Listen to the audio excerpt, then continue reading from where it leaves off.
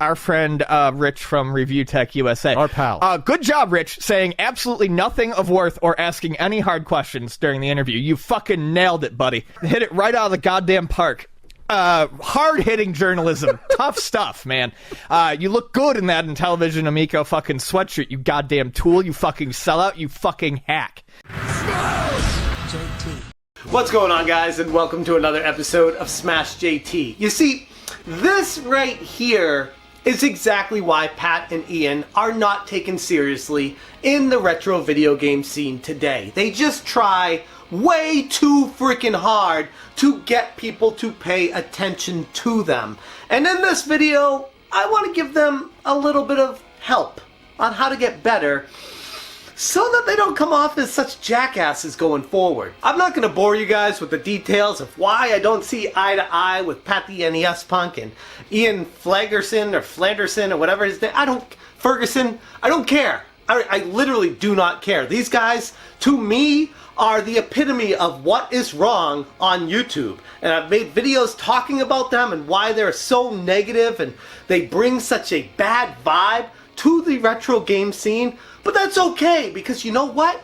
That's what YouTube is. It allows people to give their perspective, their point of view, and let the audience decide what they want based off of the information that's available to them.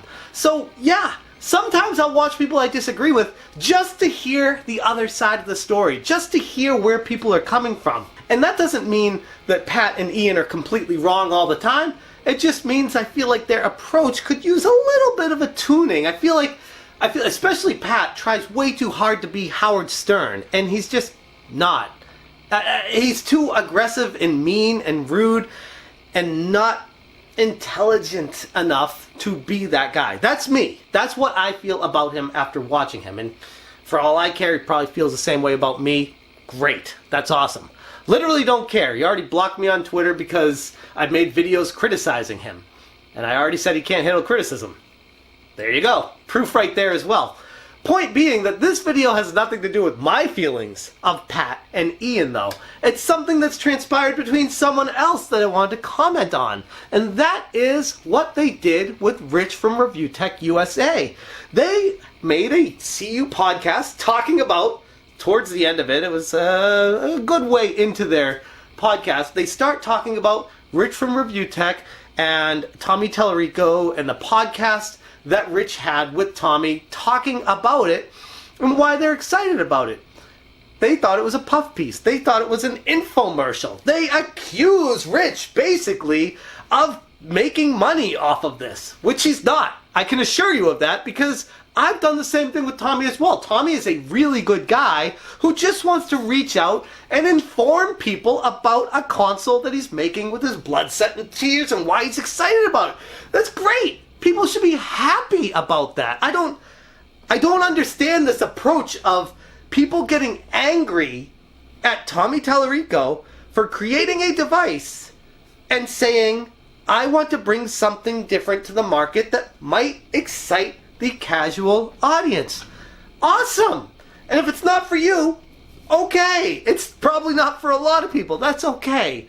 But as time goes on, I think a lot of people might learn that it is something that interests them. I hope it is for Tommy because he's a good guy and I do want him to succeed. It's funny though to me because Pat and Ian can't wait to just jump on people for them talking to Tommy Tallarico, for them having an interview with him, for them trying to find out more information about what makes this console tick, what makes it exciting to the end user, why people should care about it. Because without marketing, without anyone knowing about it, nobody would care about it because they wouldn't know it existed. So I just don't get that. Ironically, Pat and Ian keep throwing daggers at people that give Tommy the time of day, but Pat and Ian will not give Tommy the time of day. It makes no sense whatsoever. Like, here's the thing. It stems all the way back to a little Twitter spat that Pat had with Tommy. Most of the spat was coming from Pat.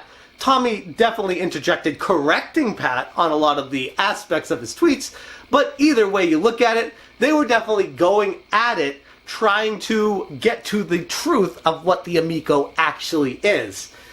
Tommy extended his hand to Pat to say, hey, look, I understand that you don't believe in the system. I'm paraphrasing, by the way. I understand that you don't think it's for you. You don't think anyone cares. But that's great. I want to talk to you. I want to show it to you. Let me invite you up to my house in Los Angeles, and I can show it to you in person and talk to you about the details of this. And what does Pat do? He says, no, I don't want to see it. I don't care about that. Because he's already made his mind up that this thing is going to fail and nothing will change his mind. Not even the system's creator who's willing to show it to him before it's mass produced to give him background information that isn't available to anybody else about it. He will say no to that. Why? Because he doesn't want to be wrong. That's the one thing I've learned about Pat the NES Punk is he can't be wrong. He's one of those, he sticks his feet in the ground and draws a line, and he will not cross that line. He wants everyone over on his side, and if they don't go over on his side, then they're all wrong and they're all assholes. It's not really a give and take relationship. That probably could possibly extend to real life and cause a lot of issues. Like, you need to have a give and take with people. You need to have a conversation. You need to understand where other people are coming from. Does this mean that the Intellivision Amico is going to be super successful and win every award and everyone's going to... No, it doesn't mean anything like that. All I'm saying is, hear the guy out. Like, I don't understand the standpoint of saying, this thing is not going to be successful. It's not going to work. It's cell phone games that nobody cares about. Why would they drop $200+ on a console just to play enhanced cell phone games? Why would they do that when kids want, in their podcast they talk about this too, kids want Mario under their Christmas tree. They don't want a Pong machine, that likening this to back in the 80s when Nintendo was around and kids wanted Nintendo. They didn't want the old school Pong machines because that was stupid. Really poor argument, by the way. But regardless, if I even give you that, looking at this system, there are so many wrong assumptions going into it. One of my biggest frustrations I wanted to get to with this video is with the Intellivision Amico, it is a new brand. For all intents and purposes, it's a new brand. Yeah, the Intellivision existed decades ago, but for everyone out now, it's a brand new brand that's bringing new games to the market, enhanced old school Intellivision games. Something that you need to convince the consumers to purchase, to get excited about. The idea of, I want a Mario machine under my tree is so basic, because here's the thing, with that mindset going forward, that means nobody is ever going to be allowed to make a console anymore. Like, that's almost gatekeeping. Saying, oh, I want an Xbox because they got good games, or a PlayStation, or a Nintendo because of Mario. Like, saying that is limiting who's allowed to make game consoles and who's not, which is extremely frustrating to me because I want the opportunity of underdog, someone who nobody's expecting to come out of somewhere and be like, hey guys, here's something no one saw coming with some cool games that aren't made by these pillars that are already in the industry. It's something different. It's something new that potentially could be exciting to people. Mario didn't just show up one day. You know, Master Chief on Xbox, it didn't just show up one day. Like, Microsoft had to put money into the Xbox. Millions and millions of dollars went into the research of that. They built a game called Halo for it, and initially, nobody really cared because nobody knew what it was. Nobody cared about Mario because nobody knew what it was. Once people started playing it, once they actually drew an emotional connection to the game, once they saw it for what it actually was, it made them want more of it. So just the idea of, oh, I don't want a console because it doesn't play to my wants and needs because my expectations are already here because I've been a gamer for so long and this is where they are. It's kind of childish. It's kind of sad and it's embarrassing to me when I hear that. And the way that they outright attack Rich from ReviewTech, which, like I said, me and Rich don't always see eye to eye. But one thing I can say about Rich is I can call him out and I can be real with him. And you know what he does? He hears it. he takes it in. And sometimes he'll disagree with me. Sometimes he'll say you're right. That is what makes Rich so freaking amazing. He's not afraid to change his stance when new information comes to light. That is exactly what the problem is with people like Pat and Ian, where they make up their mind, they hear new information, and they're like, I'm not listening. I don't want any of that. This is not for anybody that I know. Nobody cares about it.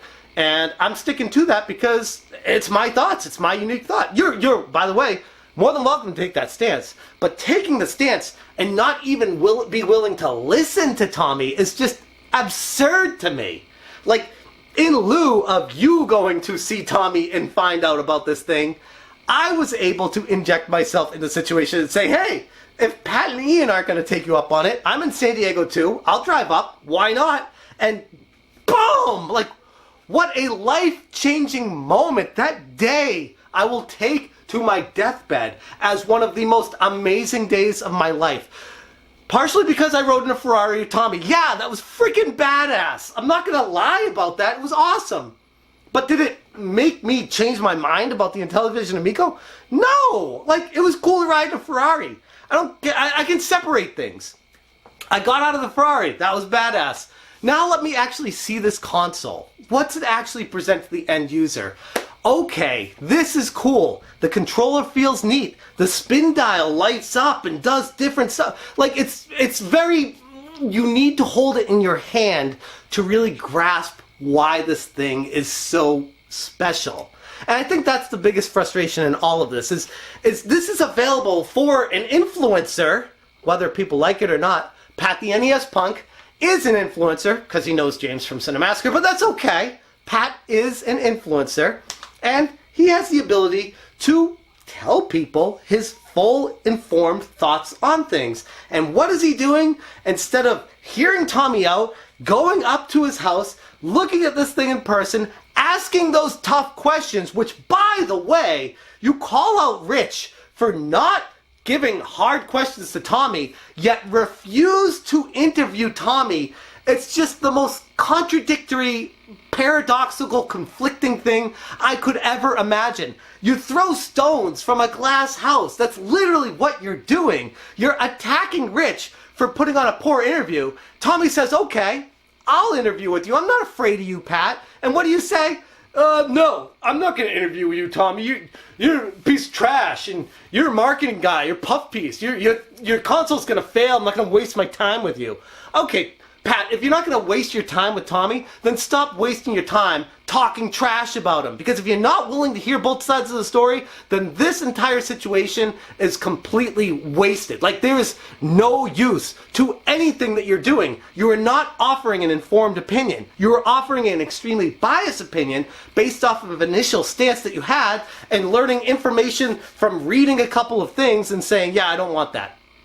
I mean, what kind of service are you doing to your audience if you don't at least hear Tommy out, even if you still hate the thing after it? Like, that's the part that I can't get over. Like, you are welcome to go meet with Tommy, ask him these tough questions, and stand by your word after that. But until you do that, your feelings on this, your thoughts, your opinions are trash. They're useless. And honestly, it's kind of pathetic that there are people still defending you about this.